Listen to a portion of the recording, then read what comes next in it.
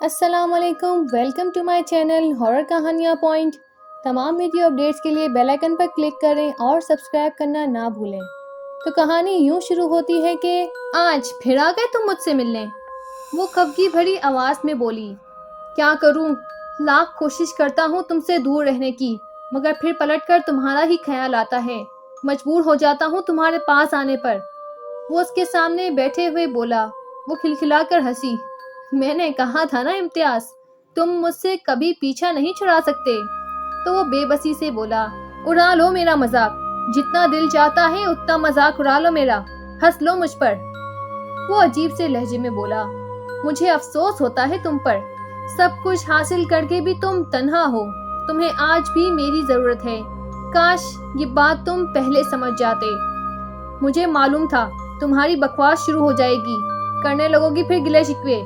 वो गुस्से से बोला तो वो चुप हो गई। चुप क्यों हो गई? वो उसकी खामोशी पर बेचैनी से बोला, प्लीज मुझसे नाराज मत हुआ करो, मैं पहले ही बहुत परेशान हूँ। कोई नई बात नहीं, तुम रोज ही परेशान होते हो। वो लापरवाही से बोली, प्लीज तंज मत करो मुझ पर, मैं तुमसे अपना दुख शेयर करने आया हूँ। वो बुझे हुए लहजे में बोला, अच्छा तो फिर बताओ आज क्या हुआ इम्तियाज अहमद। वो उसे मुखातिब करते हुए संजीदगी से बोली, मेरी बीवी मुझे बहुत तंग करती है, समझ नहीं आता कि मैं क्या करूं। इम्तियाज अपना सर पकड़कर बोला, क्यों, तुम तो बड़े चाव से ब्याह कर लाए थे उसे। वो तल्खी से बोली। वो एतराफ करते हुए बोला, हाँ मैं इसको वाकई बहुत पसंद करता हूँ, मगर मुझे क्या मालूम था वो मेरे साथ ऐसा सलूक करेगी। ऐसा क्या कर दिया उसने? वो यखलत बोली। वो तासुब भरे लहजे में बोला, तुमको तो बताया है मैंने, इसको मेरा वजूद खटकने लगा है। जैसे जैसे दिन गुजरते जा रहे हैं बात बेबात लड़ती है। कल तो इसने हद ही कर दी। कल रात जब मैं ऑफिस से आया तो वो किसी आदमी के साथ ड्राइंग रूम में बैठी गप्पे लगा रही थी। इस बदशक्ल आदमी से मैं पहले भी मिल चुका था। मेरी बीवी ने उसे अपना कजन बताया है, मगर मुझे शक है कि वो उसका कोई पुराना दोस्त है। बहरहाल मैंने इस शख्स की मौजूदगी पर एतराज किया तो इसने इस शख्स के सामने मेरी खूब बेइज्जती की। तुम तो बड़े हाकिम बने फिरते थे अपनी पसंदीदा औरत के सामने, तुम क्यों गीदड़ बन गए हो? बल्कि साफ साफ लफ्जों में ये क्यों नहीं कहते कि तुम इसके गुलाम बन चुके हो? आखिरी अल्फाज कहते हुए इसके लहजे में हकारत उतर आई। तुम जल रही हो उससे। इसके लहजे में जलन महसूस करके बेख्तियार मुस्कुराया। तुम खुश मत हो, ऐसा कुछ नहीं है, वो बोली, जैसे उसे बुरा लगा हो सकता है तुम सही कहती हो। बहरहाल उसने अपने कंधे उचकाए और फिर इसकी तरफ देखकर बोला, मुझे इस बात का अंदाजा हो चुका है, उसने मुझसे शादी सिर्फ मेरी दौलत की वजह से की है। दौलत जैसे ही इसके हाथ में आई वो मुझसे बेपरवाह हो गई। वो चुपते हुए लहजे में बोली, जो अपने सच्चे चाहने वालों की परवाह नहीं करता उसके साथ वही होता है जो तुम झेल रहे हो। तुम मुझे ताने दे देकर थकती नहीं हो क्या?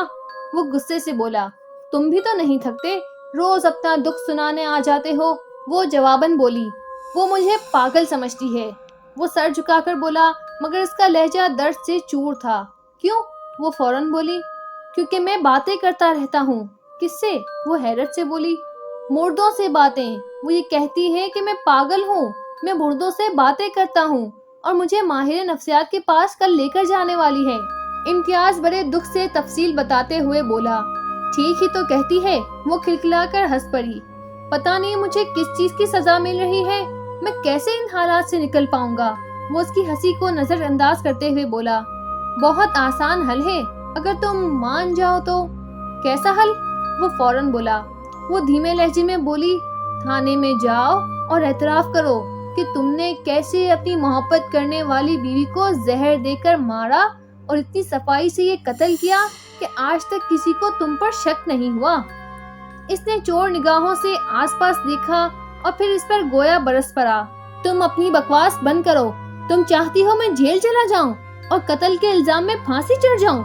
वो सपाट लहजे में बोली, बार बार मरने से बेहतर है तुम एक ही बार मर जाओ। ये सजा ही तो है कि तुम आज भी अपनी मरी हुई बीवी की रूह से बातें करते हो। क्या तुम भी वही बकवास कर रही हो जो मेरी बीवी रोज मेरे मुतालिक करती है?